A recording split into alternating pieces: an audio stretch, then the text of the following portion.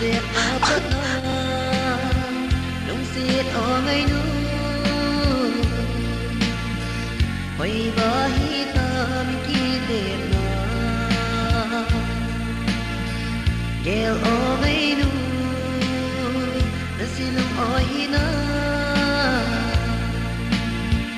tua trang băng này khen buốt dễ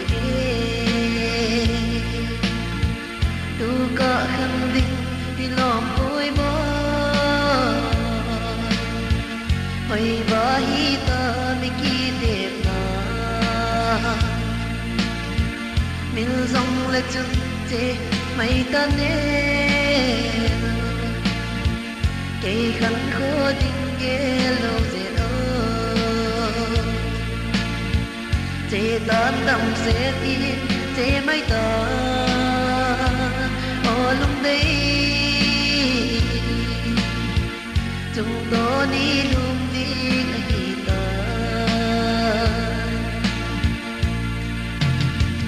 ở chỉ sợ ít hơn ta kêu đó gì thế rồi đây nắng ngồi in cả màu gì cho đến nắng ngày em dấu lơ bi luôn đi tuy bằng ít lâu gì tu cả khăn đinh đi lòng bôi bôi hồi bá hi ta mi ki đẹp na mình dòng lệ chân chế mây ta nè cây khăn khô đinh ghé lâu dễ chế tan tâm sẽ in chế mây ta ở lúc đây chúng tôi đi luôn đi ngày ta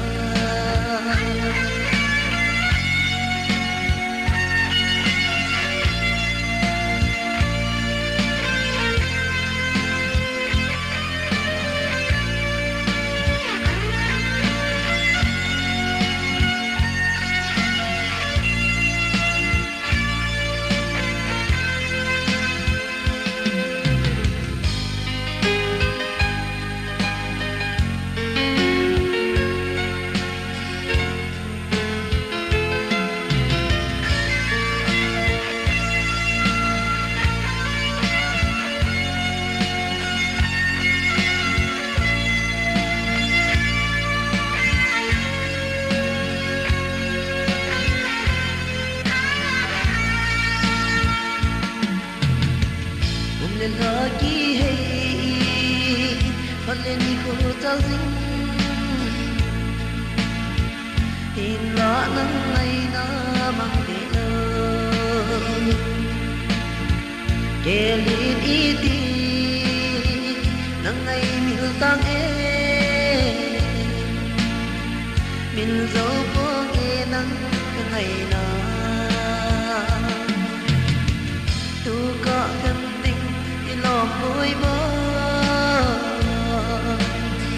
hồi bá hi ta mi ki đẹp na mình dòng lệ chân chế mây ta nè cây khăn khô đinh ghé lâu dễ chế tan đầm sẽ in chế mây ta ở lúc đây chúng tôi